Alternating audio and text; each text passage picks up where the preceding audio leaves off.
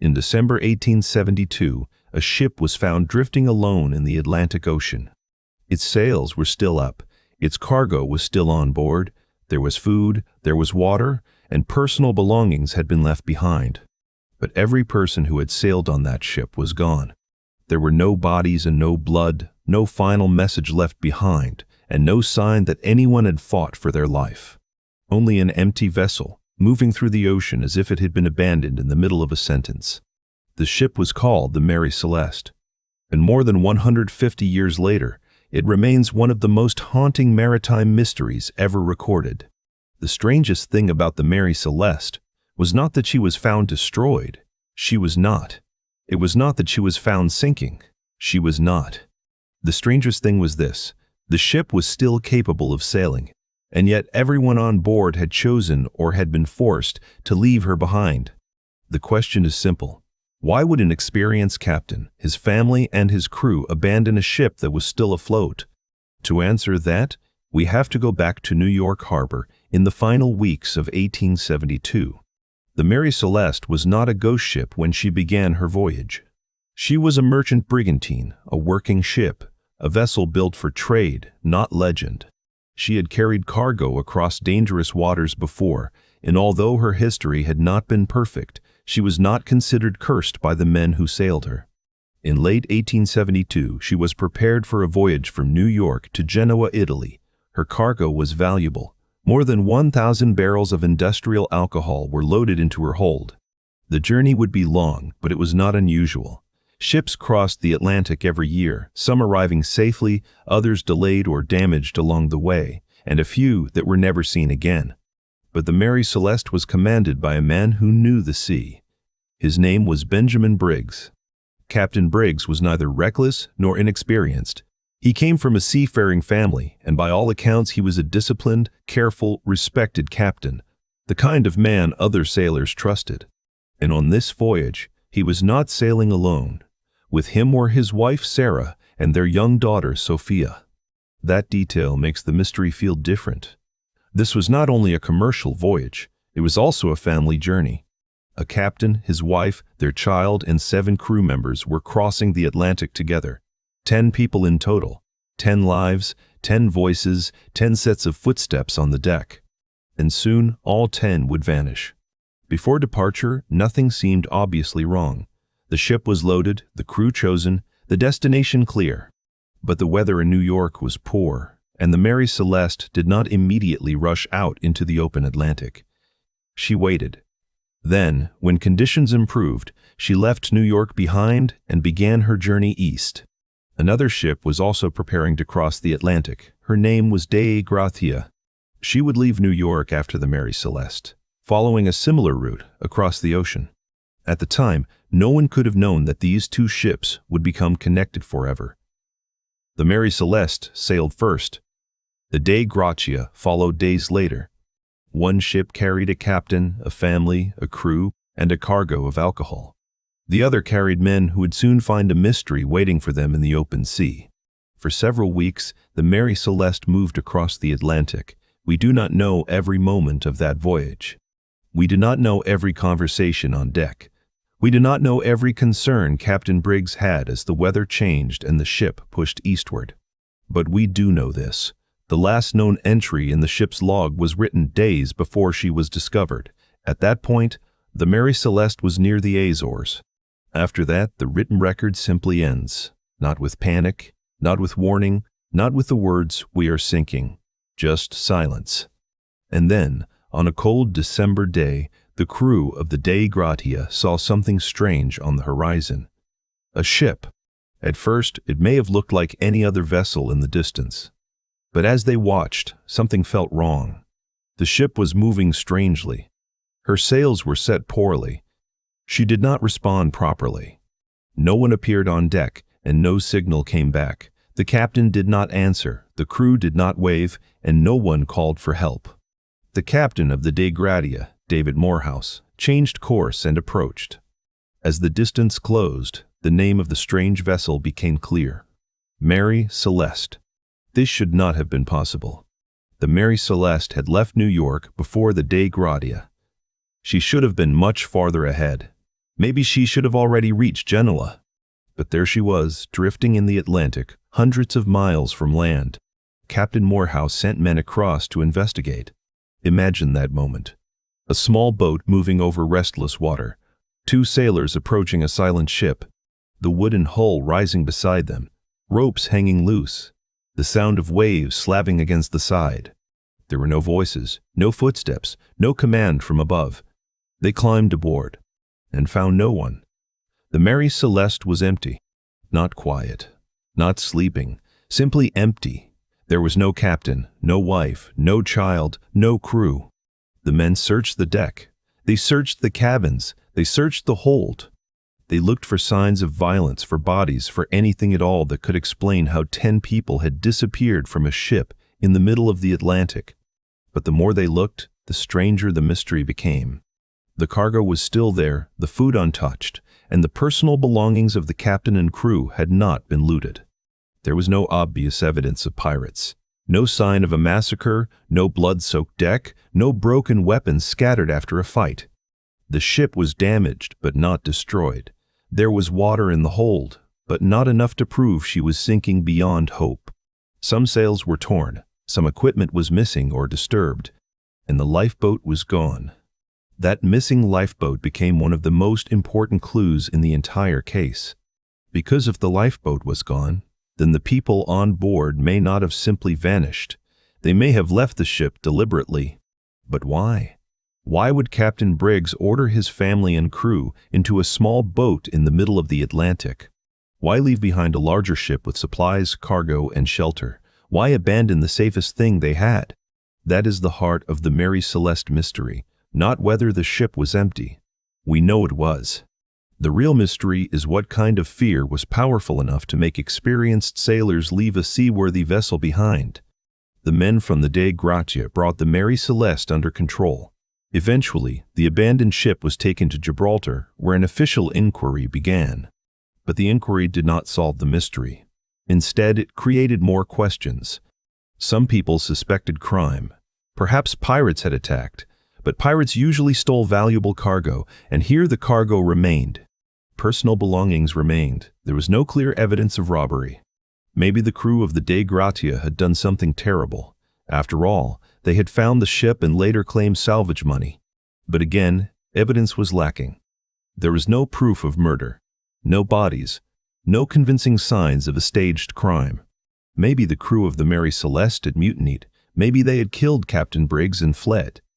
But this theory also struggled. Why take the lifeboat into the open sea, leaving behind supplies and valuables? And why would every single person aboard disappear forever? The theories grew because the evidence was incomplete. And when evidence leaves gaps, imagination rushes in. Over time, the Mary Celeste became more than a maritime case. It became a legend. People imagined sea monsters and ghosts, madness and curses, secret crimes, explosions that left no fire, and waterspouts rising from the sea. But the truth, if we are careful, is probably not supernatural. It is probably something more human. Fear, confusion, bad information, a decision made under pressure, and one that could never be undone. One of the most serious theories involves the cargo. The Mary Celeste was carrying industrial alcohol. Alcohol gives off vapor. And under certain conditions, vapor can create fear of explosion. Some of the barrels were later found to have leaked. This has led some researchers to suggest that Captain Briggs may have believed the ship was in immediate danger. Maybe there was a sudden release of vapor from the hold. Maybe the crew smelled alcohol. Maybe they heard a sound below deck. Maybe the hatch cover shifted. Maybe they feared the ship could explode. If Captain Briggs believed an explosion was possible, even if he was wrong, he may have ordered everyone into the lifeboat temporarily. Not to abandon the Mary Celeste forever, only to wait at a safe distance. In this version, the plan was simple. Leave the ship, stay tied to her by a rope, and wait for the danger to pass before returning. But the sea punishes small mistakes. If the rope broke, the lifeboat would drift away. The Mary Celeste, still under sail, would move faster than the small boat. Within minutes, the ship could become unreachable. Within hours, the people in the lifeboat would be alone in the Atlantic. With no shelter and little water, they had no real chance. The Mary Celeste would continue sailing, and the people who left her would disappear. This theory is chilling because it does not require monsters. It does not require murder. It only requires one wrong decision at the worst possible moment. Another theory focuses on water. There was water in the hold, and one or more pumps may not have been working properly. A captain who cannot accurately measure the water inside his ship has a serious problem. If Briggs believed the Mary Celeste was taking on more water than she really was, he may have thought the ship was doomed. In rough seas, with damaged sails and faulty readings, fear could become logic. The safest decision might have seemed to be evacuation. But again, the same problem returns. Why leave in the lifeboat unless the danger felt immediate? Why not stay aboard until there was no other choice? A captain like Briggs would not abandon ship lightly, especially not with his wife and child aboard. So whatever happened, it must have seemed urgent. Another possibility is weather. The Atlantic is not gentle in winter. A sudden storm, violent waves, or a waterspout could have terrified the crew or damaged the ship in ways that are not obvious after the fact. If the Mary Celeste was struck by heavy weather, sails could tear, equipment could shift, and water could enter the hold. The captain may have believed the ship was in danger. He may have ordered the lifeboat launched as a temporary safety measure. Maybe once again they meant to return. Maybe the rope broke. And once more, the ship drifted away without them. This is one reason the Mary Celeste remains so haunting. The most believable explanations are not dramatic in the way legends are dramatic. They are practical. A leaking cargo, a broken pump, a misread danger, bad weather, and a lifeboat tied to a ship by a single rope. Then one snap of the rope, one wave, one gust of wind, and everything changes. 10 people are separated from the only thing keeping them alive. The ship survives. The people do not. There is also the question of Captain Briggs himself. Some mysteries grow because people imagine the captain as unstable or foolish. But Briggs does not seem to fit that role. He was experienced, careful, religious, and respected. A man with a family aboard has every reason to be cautious. That makes the abandonment harder to explain. But it also points toward a specific kind of situation. He probably did not leave the ship because of a small problem. He probably left because he believed the ship presented an immediate threat. A threat worse than the open sea. That is the key. For the lifeboat to make sense, the Mary Celeste had to seem more dangerous than the ocean, even if only for a few minutes. Even if that judgment was wrong. Think of the final moments, not as a ghost story, not as a fantasy, but as a human scene.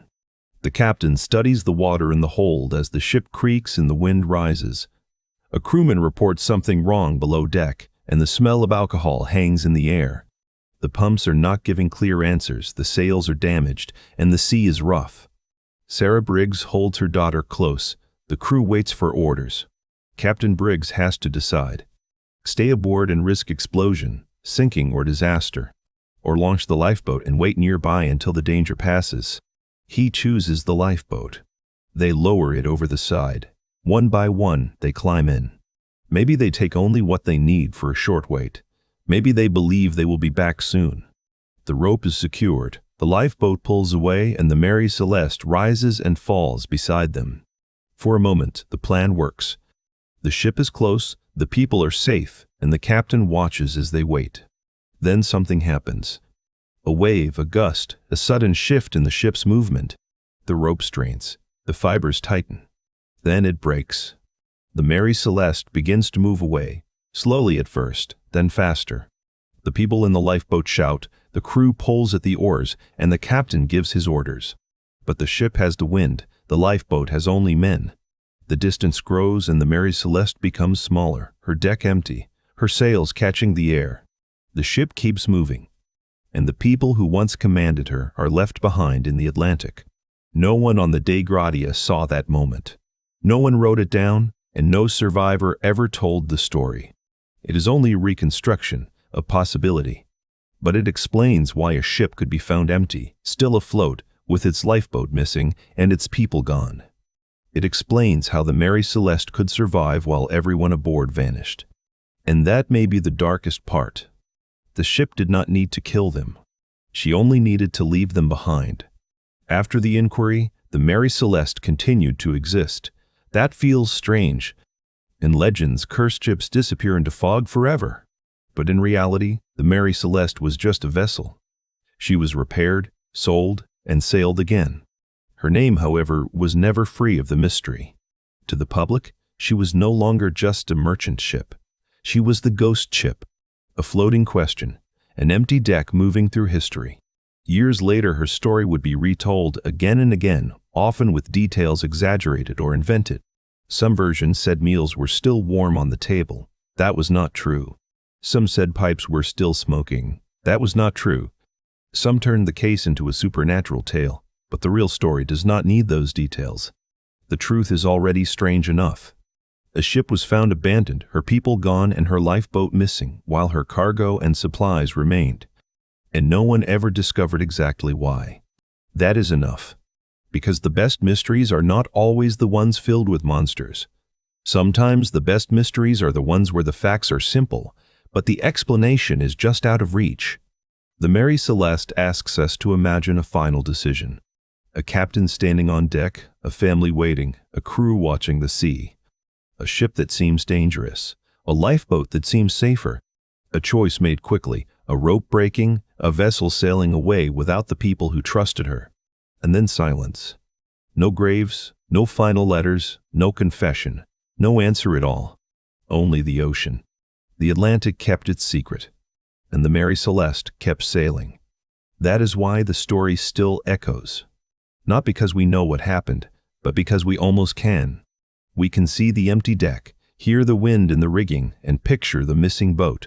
We can imagine the captain turning back toward his ship as it drifts away, realizing too late that the decision meant to save them may have doomed them all. In the end, the Mary Celeste was not found at the bottom of the sea. She was not burned. She was not shattered. She was found alive. But without her people, a ship can survive a voyage. A story can survive a century. And sometimes the most terrifying thing left behind is not destruction. It is absence. In December 1872, the Mary Celeste was discovered in the Atlantic Ocean. The ship was still there, the cargo and the food still aboard, the sea still moving beneath it all. But Captain Benjamin Briggs, his wife Sarah, their daughter Sophia, and the crew were gone. They were never seen again. No one knows exactly what made them leave. No one knows how long they survived after they did. No one knows where the ocean finally took them. All we know is that one day, in the middle of the Atlantic, a ship kept sailing after everyone aboard had vanished. And more than 150 years later, the Mary Celeste is still drifting through our imagination. Not as proof of ghosts, not as proof of monsters, but as a reminder. The sea does not always need to destroy a ship to create a legend. Sometimes it only has to empty it. This was Tri-Echoes. Some stories do not end. They echo.